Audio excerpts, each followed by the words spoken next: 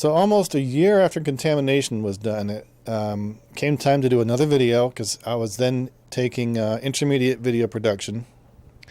So in this class, of course, we're supposed to do a lot of electronic news gathering, E&G they call it, and do a corporate video or a news piece. And again, I just didn't want to do that. I wanted to make my film. I wanted to be in film class, not video class, but film class, as of course we find out, is very expensive. And here I had this video camera and the equipment and the people to help me, and I just thought, screw that, I'm going to have some fun and tell this story I wrote. I think because I somehow, I enjoyed I enjoyed the whole filmmaking endeavors that Clark Smith was doing at the time. So I thought, this was going to be another fun opportunity. Not that I was looking to like any type of fame or anything of that nature. So, certainly I was glad that I was invited to participate in Escapee.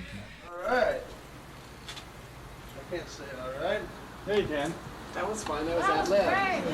Just walked a little bit. Walk down the hallway. All right, well, let's do a take two. Down the hallway. Down the hallway to go turn left. You want to be? Do you want him to close the door? Mostly us. Do you want him to close the door or not? No, leave it open. Okay. Coming out of Contamination, which was mostly just a visual story, here comes Escapee with all this dialogue and characters and these three guys interacting in the house together. The whole thing takes place in one little house inside of a living room.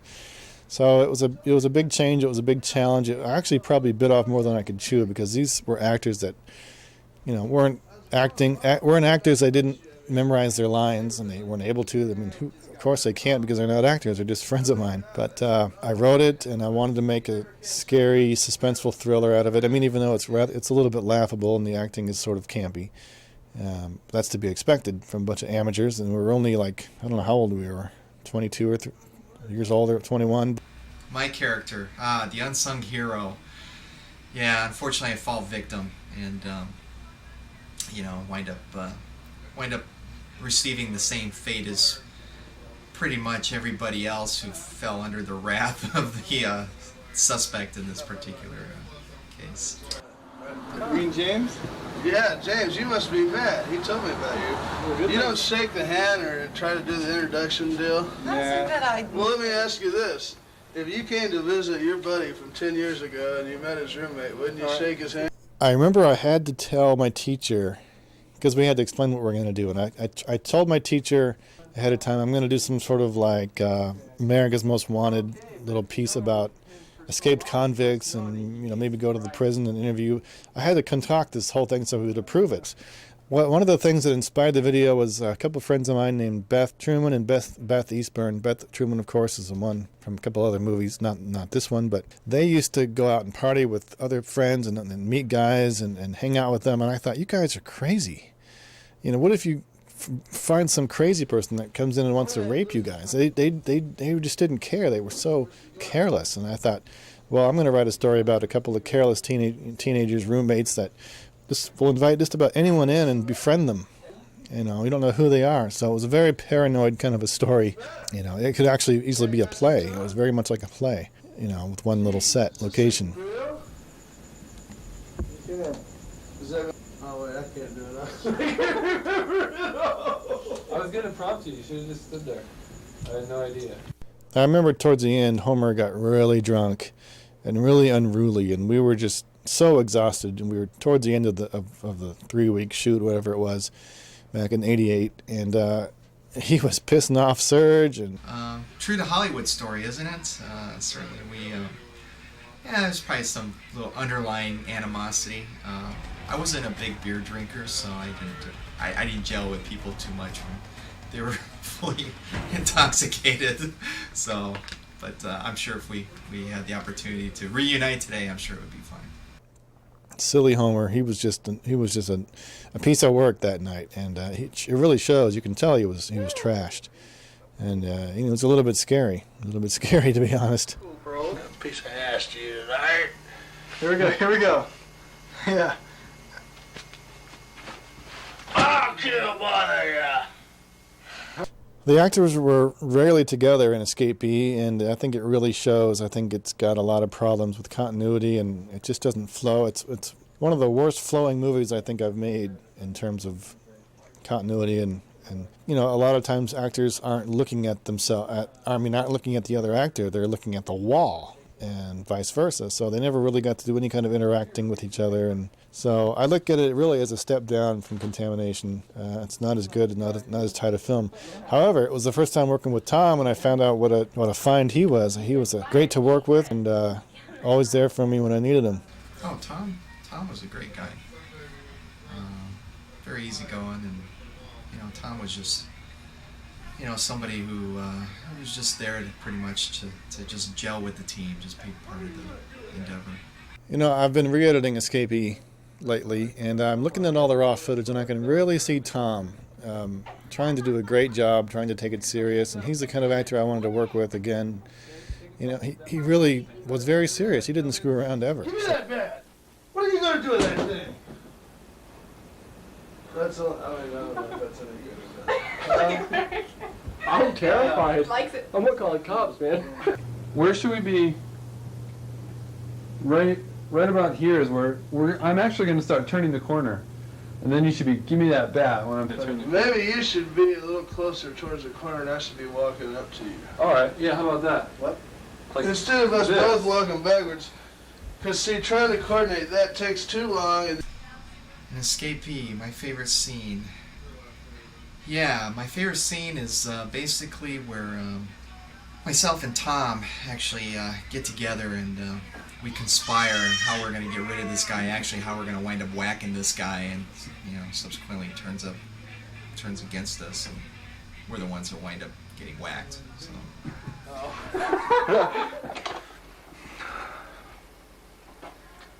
Didn't you hear the radio? John Williams is him. What? What are you talking about? Shh. The radio. Who? Cut it. What the hell are we gonna do now? What are you talking about? Oh man. Great. All right. We have no choice now. In fact, the second half of the movie is a million times better than the first half. The first half is pretty shaky.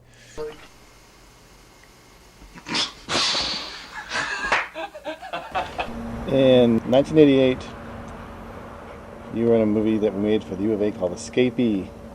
You were a cop that busted in. What do you remember about that?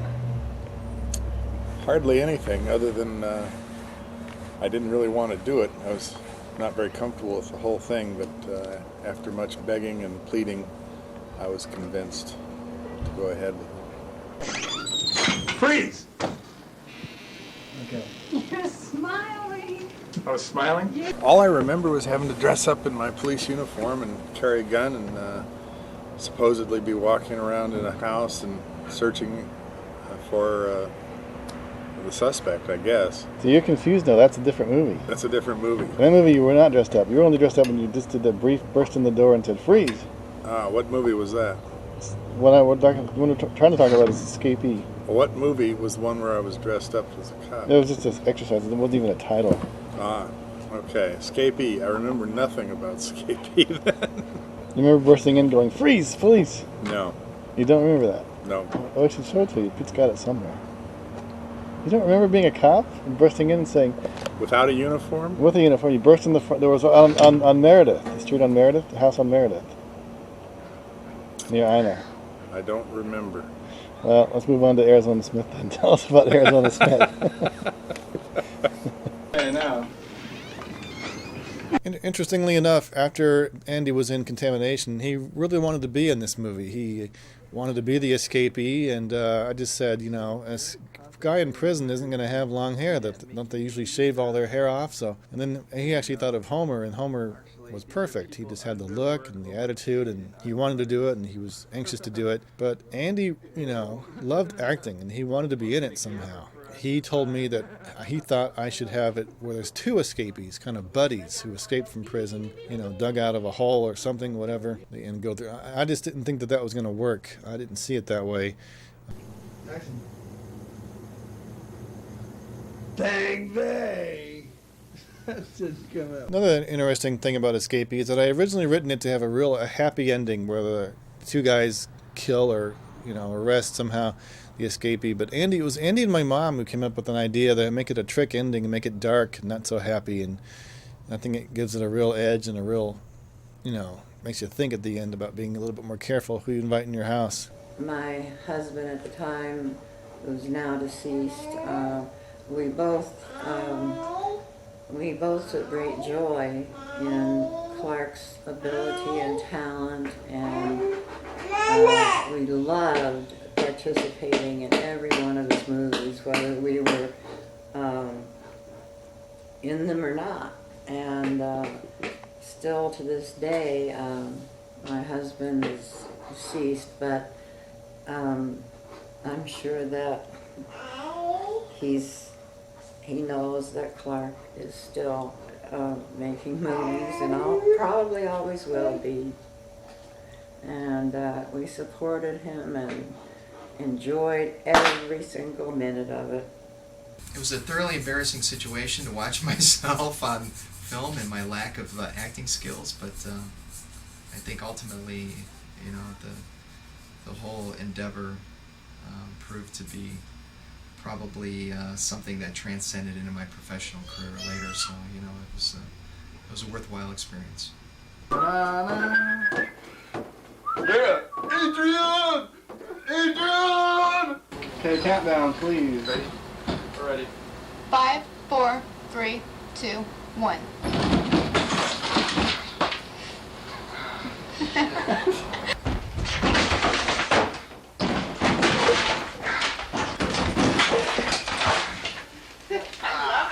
You want a whole ball of wax that time. I was a little bit nervous when I showed the class the video, but he was absolutely blown away. He absolutely loved it. He gave it an A, and lucky for me, he liked it because it's not at all what the class was supposed to be for. This was supposed to be stuff you do in the film classes, not video. So I just couldn't bring myself to do something boring. And, as I look back, I think, the other students probably don't even have their videos around anymore. They probably couldn't care less about them. Nothing to be remembered and looked at years later. But here I have these wonderful projects with a bunch of great people involved, and I can watch these projects later and enjoy them. So I'm really glad I did it. A star in the making.